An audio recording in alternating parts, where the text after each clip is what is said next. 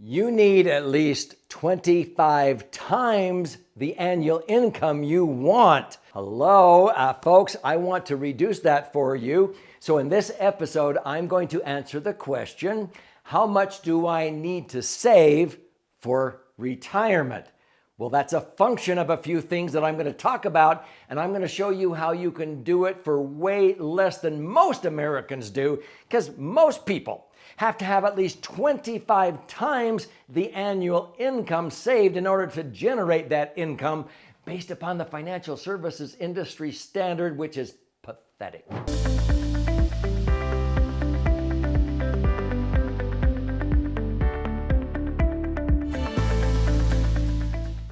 So my name's Doug Andrew, and I've been a financial strategist, a retirement planning specialist for more than 46 years. I've helped many people be able to retire sooner than they thought and have double, even triple the net spendable income by using strategies that protect them from an acronym that spells TIME, T-I-M-E. What does it stand for? Taxes is the T. Okay, I is inflation, the M is market volatility, and the E is economic uncertainty. So the answer to the question, how much do I need to save for retirement, is contingent upon how you are protecting yourself and your money, your nest egg, from the negative impact of time, taxes, inflation, market volatility, and economic uncertainty. So how do we do this? Unfortunately, most Americans save for retirement in traditional accounts like IRAs and 401ks. In fact, 91% of Americans do that. And yet, so many times they don't realize that the people who came up with those ideas almost lament the day they did that. Historically, for example, when I came out with one of my best-selling books, I was talking about how IRAs and 401ks are a far cry from the best way to save for retirement. They may be a good way, but a far cry from the best way. And so, I've always had these ditties, good, better, best, never let it rest. Never let it rest till good gets better and better gets best. IRAs and 401ks may be a good way to go. Many times, maybe only a fair or poor way to go. My favorite vehicles knock the socks off of traditional IRAs or 401ks. But most people get duped into putting money into those tax-deferred IRAs and 401ks, being told they will likely be in a lower bracket when they retire. If they save very much, lo and behold, when they retire, they're not in a lower bracket. Now, I know there are some people, I had a gentleman the other day that watched one of these YouTube episodes, and he said, well, I'm making $200,000 a year, and when I retire, I don't think I'm gonna have any more than $50,000 a year of income, so I won't be in a higher bracket. Well, right off the bat, I go, well, yeah, in your case, most people who make $200,000 a year have enough money, they have $2, $3, or $4 million that they've saved over 30 or 40 years, where they will have $200,000 or more a year of income in retirement. Most people save, and they save enough to equal or exceed the lifestyle they had when they were earning.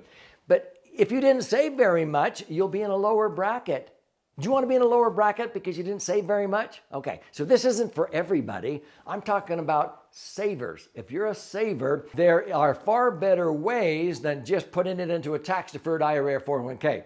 Only 9% of Americans put money into Roths. A Roth is a step in the right direction if you think taxes in the future are going to be higher, which most people think they will be. Why do you want to postpone tax to some future perceived unknown advantage and then withdraw your money when we're all convinced taxes are going to be higher? That doesn't make sense. And so Roths are a step in the right direction. You pay tax on the contributions and you enjoy tax-free growth and tax-free access. Well, I've had those benefits in my favorite vehicle, which I call the Laser Fund, for over 100 years, since 1913. Folks, I can accumulate my money tax-free and access my money tax-free. Not only that, I have 4 additional benefits that Roths will never have.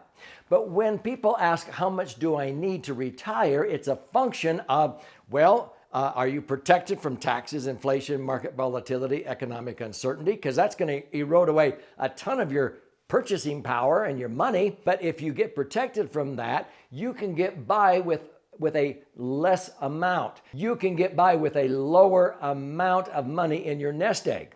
But the financial services industry standard is 4%. It's called the 4% rule. Let me explain that. Most Americans, when they save, they have their money in tax-deferred IRAs or 401ks in the market. When people come to me and I look at their portfolio, I go, whoa, you're way too top-heavy in yet-to-be taxed IRAs or 401ks, and it's in the market. What are you thinking?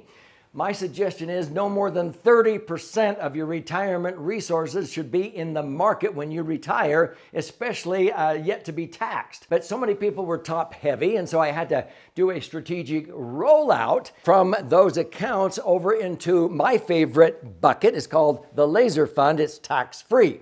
So I want to go from tax-deferred to a tax-free bucket. But you have to do it strategically so that you pay the least amount of tax possible while you're doing the rollout. This is not a rollover. A rollover is going from the frying pan to the fire. That's taking money in a 401k and rolling it over to an IRA and continuing to delay the inevitable. That is not smart. You're not saving money. If you do that till you're age 72 and then you take RMDs, required minimum distributions, and you calculate that through your life expectancy and your spouse's life expectancy, even down to your kids inheriting it, I can prove to you, you are paying the most in taxes when you add all of that up. Get the taxes over and done with sooner than later in your current tax bracket, which is likely the lowest bracket you will ever be in. But let's go to this 4% rule in the financial services industry. See, most people have their money in the market when they retire. Wall Street was not built for taking money out. When you ask anybody, when's the best time to take money or sell? Never. It was designed to never take money out. So if you ask a financial planner to show you predictable income when your money's in the market, they cannot do that. Or if they do, most of them are restricted to 4%. Why? Dalbar, who is one of the best analysts for investor behavior, says, unfortunately, most Americans, investors, their return is only 3.49%, especially during retirement. And people say, well, wait a minute. It says if you buy and hold, you would earn 9. After tax, you'd net 6. In other words, $1 million nest egg would generate $90,000. You pay tax of between federal and state in 41 out of 50 states. You're only netting $60,000. Most people are not averaging 9% because when the market starts to dive down and they see it go down 20 and 30%, they panic and they sell low. And then they wait, and then they buy high. Dalbar says the average retiree is only earning 3.5%. So the financial services industry can't deny that. And they say, okay, if you're earning 3.5, you can take out 4%. So if you're earning 3.5 and you take out 4, it's slowly depleting your nest egg, but not before your LE, unless you live to be 120, and most don't. Then if you take out more than 4%, you have to sign a waiver that you will not sue that brokerage firm for you outliving your money. That's called the 4% rule. So let's do the math. $1 million nest egg, they only want you to pull out $40,000 a year. That's pretty pathetic, but you have to pay tax on that. In a 25% bracket. What's 25% of $40,000 from an IRA or 401k withdrawal? $10,000. You're netting $30,000 to buy gas, groceries, prescriptions, and golf green fees. But most of those brokerage firms charge a management fee, an asset management fee, usually at least 1% on what? Not what you pulled out on the full million. That's 10 grand. So if you subtract taxes and fees, you're only netting 2%. $20,000 to buy gas and groceries. So far, so good? For years, using my favorite vehicle in the tax-free bucket, which I call the Laser Fund. Laser is an acronym that stands for Liquid Asset Safely Earning Returns. I have averaged 8.2%. Let's just round it down to 8. On $1 million, I can pull out $80,000 and it's totally tax-free. It's been grandfathered as a sacred cow in the Internal Revenue Code for over 100 years. I pull out $80,000, I net $80,000. I pull $40,000 out of an IRA or 401k. And I'm only netting $30,000 or $20,000 after deducting taxes and fees. How much more is $80,000 than $20,000? How much more is $80,000 than the gross of $40,000? Double. It's 100% more. And you will not outlive your money because you're earning 8%, or in my case, I've earned even as much as 10%. I'm just being super conservative here. I don't care if you only earn 6%. 6% is 3 times 300% more than 2%. So How does this all connect? If you leave your money in the market in traditional IRAs and 401ks on $1 million nest egg, that's only $40,000 a year, and that's before tax. You're only going to net $20,000 or $30,000 after deducting taxes and fees. If you say you can get by on that, how much more than $40,000 did you need to have socked away? 25 times 40,000. You have to have $1 million. That's what most Americans are faced with, and they'll probably outlive their money. Based on what I told you, my favorite vehicle, the Laser Fund, if I earn 8% or even 10%, which is what I've averaged the last 25 years, $1 million can generate $80,000 a year, $100,000 a year. And so if it's 100,000, 100 into $1 million is, I only need 10 times that much socked away if I'm earning 10%, and I'll never deplete my principal. How would you like to be able to get by and retire with only having to have a nest egg equal to 10 times what your income is, and your income's double or triple what an IRA or 401k requires, where you have to have 25 times what the income is, and the income is not going to cut it. Folks, you need to learn about this. My 11th best-selling book is called The Laser Fund. And you can study this 300-page book. I'll tell you what, this isn't about selling you a book. I'll gift you this book. Free. It's actually 2 books in one. This side is 200 pages, 14 chapters with all kinds of charts and graphs to help you understand. If you learn more by stories, you flip it over.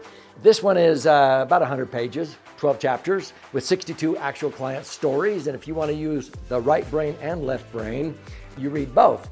And so don't pay $20, the retail price. I'll pay for the book.